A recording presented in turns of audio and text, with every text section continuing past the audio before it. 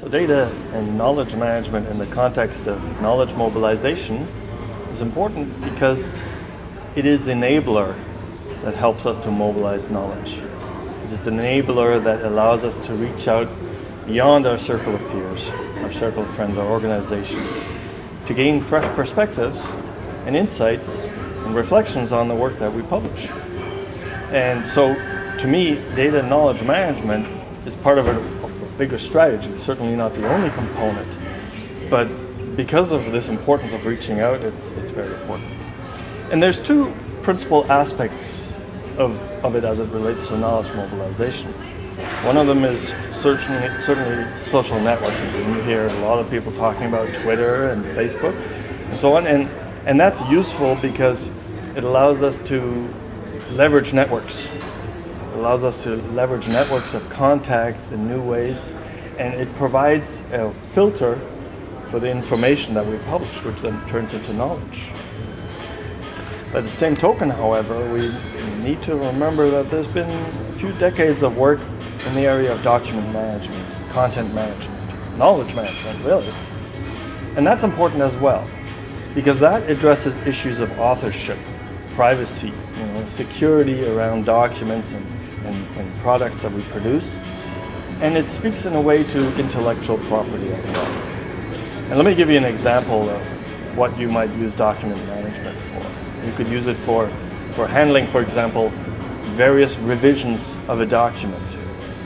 Traditionally, one of the problems people have had when they email documents around is that you've got a lot of different versions in circulation and you're not sure what's the latest state. The document management system will tend to give you a link to the latest version, and will also track versions for you, for example, for multiple translations in different languages. It will also allow you to have metadata describing information, describing, for example, a work in a way that's phrased for a different audience, like an abstract or a research summary.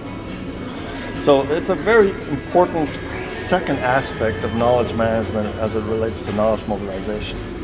Ideally, you want to link the two together so that your document management strategy, whatever that may be, is somehow linked and works in conjunction with your social media strategy.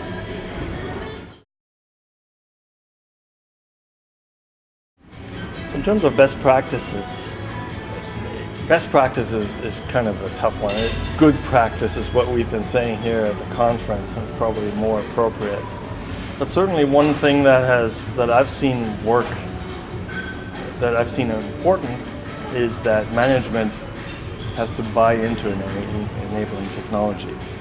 There have to be champions who pioneer the use of a tool. If you put a tool in there, you can't just put it in there and hope that people will come. There have to be the pioneers, the teachers who will teach other people how to use the tool. It has to be driven by management.